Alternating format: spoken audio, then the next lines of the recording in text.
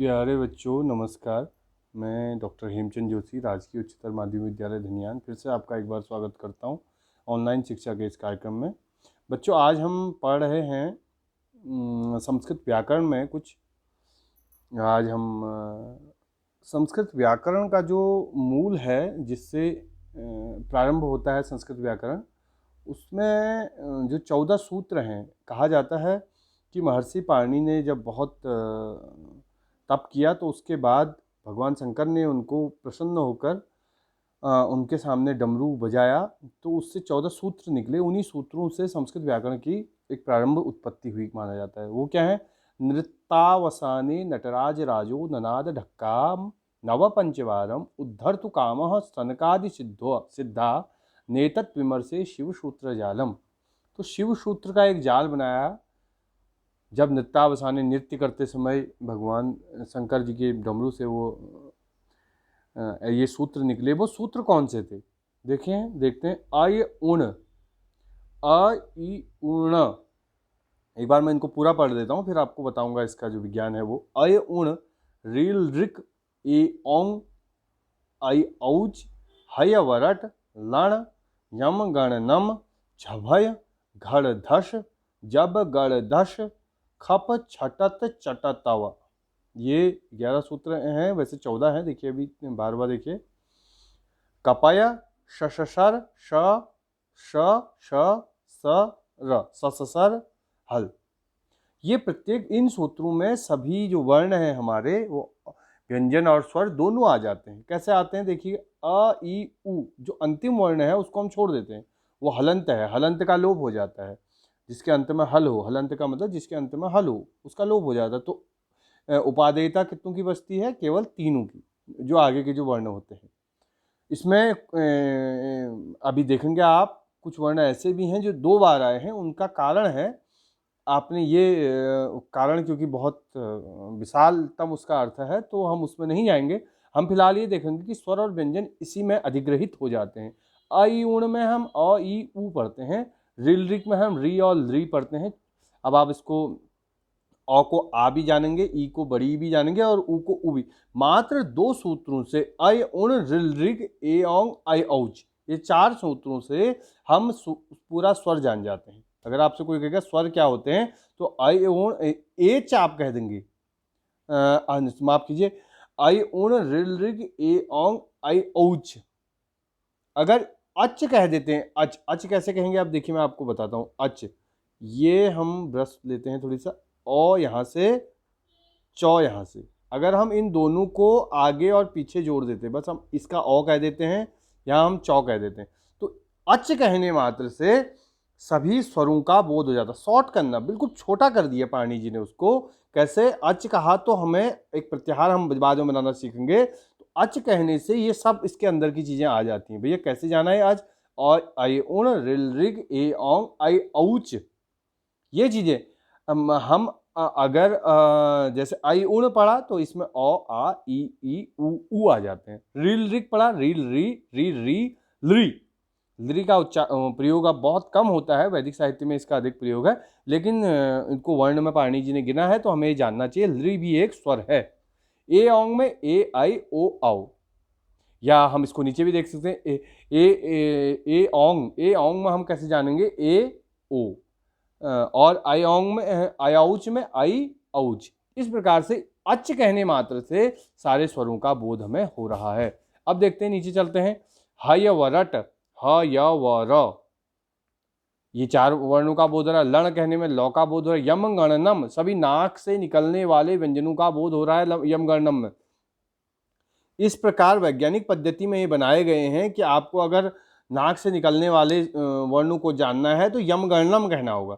झभय, झ और भ का बोध होता है। घड़धस, घ ढ ध, इन 3 वर्णों का बोध होता है। जब गड़द, ज ब ग ड़ द।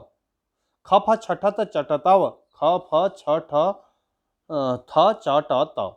इस प्रकार 10 रूपक के अनुसार एक अभी कुछ और इसमें बताया जाए। नृत्य और नित्य में भेद, नृत्य और नृत्य में भेद होता है। नृत्य भाव पर आश्रित होता है, जबकि नृत्य ताल लय आदि पर आश्रित होता है। जो नृत्यावसानी, उसका यहाँ थोड़ी विस्तार कर रहे हैं। नृत्य की बात कर रहे हैं, नृत्य की बात नहीं कर रहे हैं, ऐसा वो कह रहे हैं। आप देखते हैं, अब देखिए कपय, क और प का बोध होता है स, श, श, स। 3 सौओं का सौ जो हमारे उच्चारण किया जाता है, उनका 3 प्रकार के सकार का बोध होता है, स, श और श। प्रत्येक सूत्र के अंत में हल वर्ण का प्रयोग प्रत्याहार बनाने के उद्देश्य से किया गया है। अब प्रत्याहार बनाए जाते हैं। अब आप बच्चे सोचेंगे कि प्रत्याहार क्या होते हैं। जैसे मैंने आपको अच प्रत्याहार बताया, उसी प्रकार अन्य प्रत्याहारों को भी हम बनाएंगे। एक ऐसा भी प्रत्याहार बनेगा जिससे हम पूरे व्यंजनों का बोध कर पाएंगे। कौन सा प्रत्याहार बनेगा? जैसे हमने बताया आपको अच प्रत्याहार से हम ये देखिए अ बनाया, च लिया, तो हमें पूरे स्वर आ गए। अब हम और कौन सा प्रत्याहार बना सकते हैं जिससे पूरा व्यंजन आ जाएंगे? तो हम जानेंगे ह। कई बच्चे पढ़ते भी हैं, यहाँ ह लिया हमने, अभी दिखाते हैं आपको। ये हमने ह लिया, या हमने ल लिया। हल कहने मात्र से, हल, हमें व्यंजन कहने की भी जरूरत नहीं है। हल कहा तो सारे व्यंजन, अच कहा तो सारे स्वरों का बोध हो जाता है। ये प्रत्याहार है। अब हम छोटे छोटे प्रत्याहार भी बनाएंगे। हम अभी देखिए, आप प्रत्याहारों का बोध कराते हैं आपको। माहेश्वर सूत्रों के आधार पर विभिन्न प्रकार के प्रत्याहारों का निर्माण किया जा सकता है। प्रत्याहारों को 2 वर्णों में बांटते हैं, जैसे अक, इक, यण, अल, हल इत्यादि। प्रत्याहारों में आदि वर्ण से लेकर अंतिम वर्ण के मध्य आने वाले सभी की गणना की जाती है। प्रत्याहार के अंतर्गत आदि वर्ण तो परिगणित होता है, किंतु अंतिम वर्ण को छोड़ दिया जाता है। समझने के लिए कुछ मैंने आपको पहले ही बता चुका हूं, जो आदि वर्ण है, प्रथम आदि मैंने प्रथम जो वर्ण है उसको जाना जाता है। और जो अंतिम अच कहा मान लीजिए, तो अच जिसमें भी हलंत होगा उसको छोड़ दिया जाएगा।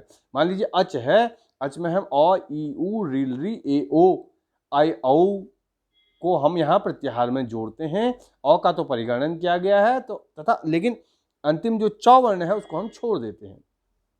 अब देखिए हल हल हल प्रत्याहार क्या है, मैंने आपको पहले ही समझा चुका हूँ। हल प्रत्याहार में 5वें सूत्र के प्रथम वर्ण ह से लेके 14वें सूत्र का अंतिम वर्ण ल तक के सभी वर्ण माने जाएंगे। लेकिन याद रखिए, हर जो सूत्र है उसका अंतिम वर्ण परिगणित नहीं होगा। देखिए ह, य, व, र, ल, यम, गण, न, झ, भ, य, गड़, द, झ, भ, गड़, द, ख, प, छ, ठ, त, च, ट, त, क, प, य, श, श, श। इस प्रकार इक प्रत्याहार देखिए, प्रथम सूत्र के द्वितीय वर्ण में ई से लेकर द्वितीय सूत्र के अंतिम वर्ण में क तक लेकर इक प्रत्याहार। इक प्रत्याहार कहेंगे तो किसका बोध होगा? ई, उ, री, बस इक प्रत्याहार। जब हम आगे संधि विच्छेद करेंगे तब हम जानेंगे कि मात्र इक कहने से हमें ई, उ, री का बोध हो जा रहा है, हमें 3 वर्णों का बोध हो रहा है। अक कहने से अ, देखिए अ, ई, उ, री।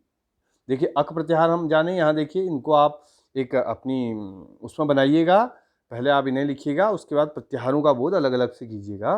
देखिए अक कहने से अ से ऋ तक, ठीक है ना। अब इसी प्रकार हम सारे प्रत्याहार देखते हैं। 42 प्रत्याहारों का हम बोध करेंगे। झल प्रत्याहार देखिए, अष्टम सूत्र के प्रथम झ से लेके 14वें सूत्र के अंतम झ तक लेकर। यण प्रत्याहार देखिए, आप इसको हम आपको एक बार अच्छे से दिखा देते हैं। ये देखिए, ये अब आप इसको आराम से तसल्ली से इसे पॉज करके सभी प्रत्याहारों का बोध कर सकते हैं। ये देखिए, यण प्रत्याहार पंचम सूत्र के द्वितीय वर्ण य से लेके षष्ठ सूत्र के अंतिम वर्ण ल तक लेकर आने वाले सभी वर्ण य, व, र, ल। संधि आदि के नियमों को समझने के लिए प्रत्याहार का ज्ञान अत्यंत आवश्यक है। देखो, जैसे अब मैं आपको उदाहरण देता हूँ। एक संधि आती है यण संधि। देखो यण प्रत्याहार आ गया है, यण संधि इसे कहते हैं। इको यणचि, इक के स्थान पे यणो। इक प्रत्याहार जहां पर होगा उस प्रत्याहार की जगह में यण प्रत्याहार हो जाएगा, ये सामान्य बोध कहता है। लेकिन अब जब तक आपको ये नहीं पता होगा कि इक प्रत्याहार क्या होता है, यण प्रत्याहार क्या होता है, आपको समस्याएं होंगी। इसलिए प्रत्याहारों का ज्ञान आवश्यक है। तो प्यारे बच्चों, आज की कक्षा को यहीं पर विराम देते हैं। कल फिर किसी नए बिंदु के साथ उपस्थित होंगे।